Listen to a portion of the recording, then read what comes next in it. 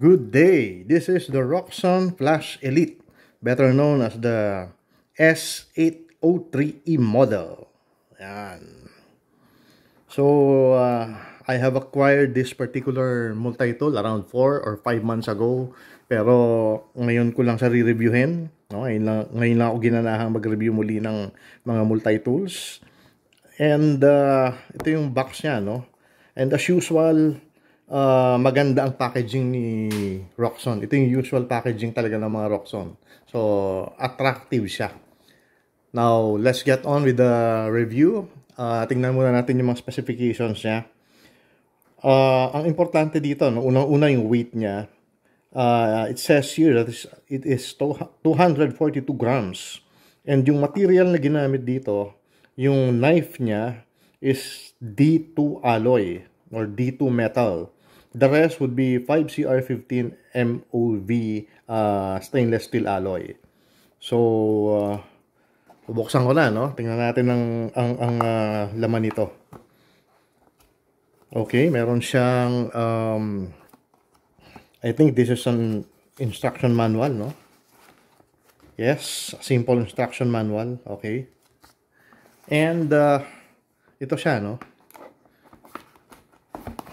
I'm going to open the box. And, uy, okay, meron siyang extra bleed para sa cutter niya. Ayun, no? Extra bleed yon. At meron din siyang kasamang Allen wrench, no? Para madali mo mapalitan yung cutter. So, ito siya. And meron siyang kasamang pouch. No? Molex pouch. At maganda siya, no? Makapal. Mukhang matibay yung kanyang pouch. So, this is it. No? The Roxxon S803 E or the Flash Elite. No? Itong 800 series ng Roxxon. No? Nagsimula kasi ito sa 801, I think. So far, I think ito yung pinaka-newest nila, yung S803E. No? And ang shining glory nitong tool na to is yung kanyang knife. Ito. Kasi, ang ginamit na metal ni Roxxon dito, ang alloy niya is D2. At yung D2, ang characteristic nun, matigas siya. So, hindi agad napupungos o pupurol yung talim nito.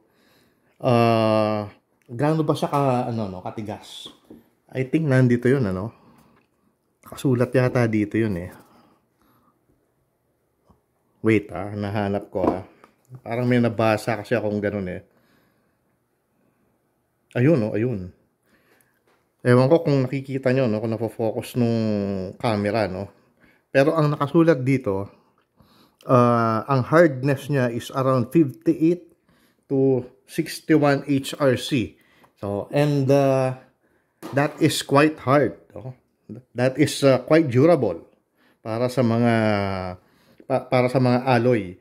But ang isang characteristic nito na masasabi natin na negative, no? Hindi siya ganun ka corrosion resistant. Kasi ang D2 alloy, nabasa ko, hindi naman siya totoong stainless steel, eh. So this is ang kino-consider ng iba, ano lang ito, no? Steel. Or sabi ng iba, this is a semi-stainless steel. So pag naghiwa ka ng mga acidic na bagay, no? Halimbawa kalamansi, orange, lemon, or nasa isang environment ka na mataas ang moisture ng hangin, very humid. So may possibility na magkakaroon ng rust ito, magko-corrode, no? So aalagaan mo ito ng pahid ng light oil. Yun ang sekreto rito. At ito nga, no, ito yung knife niya at meron siyang liner lock. So isasara ko para makita natin yung the rest of the tool, ano. Meron siyang ruler, okay. Meron siyang pocket clip. Okay. So, open ko yung ibang tools niya. So, ang maganda dito kay Roxxon, ito itong ginawa niya na to. Pag ginanon mo, madali mo ma-access yung mga tools niya. Ulitin ko ha. Oh. Ang galing oh. Oh. So ano ba yung mga tools na meron? So quick review lang ano. So meron kang file, meron kang Phillips screwdriver, meron kang flathead screwdriver, tapos meron kang ito. Wire stripper yan eh. Ito meron kang owl na pwede mo rin gawing ice pick. Meron kang another screwdriver dito. Meron kang which also kasama ng screwdriver na yun yung can opener, ayun. At meron kang bottle cap opener. Ayun, yun nandun. So good, very good. So ito naman, okay, meron din siyang kasamang saw or lagari, okay? At pag binuksan natin to, syempre, yung kanyang pliers. Yan. Yan. Okay. Needle nose yung dulo. At yung kanyang cutter na kanina nga, no, nung binuksan natin yung box, makita natin meron siyang sinamang replacement. No? Kasi replaceable to once na napungus ito o nabali. So, yung dulo, no, nakikita nyo may notch. Ayun, no. Yun ang gagamitin mo pag magpuputol ka ng alambre o wire na makapal o matigas. The rest would be the usual cutter mo. And, ayan, no, yung pliers niya is spring-loaded. So, madali siyang gamitin at maganda yung action niya, no. So, may laban. Hindi yung basta-basta malambot. Okay siya. Ayan, no.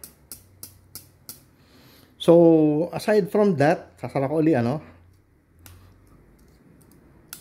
Eto, meron siyang nakalagay dito, no. Meron daw siyang flintstone. Ayun. No, ipupull ko daw to, itong plastic na to, para ma-access ko yung flintstone. So, try natin. Okay. Ito, kailangan mabatak. Mahigpit.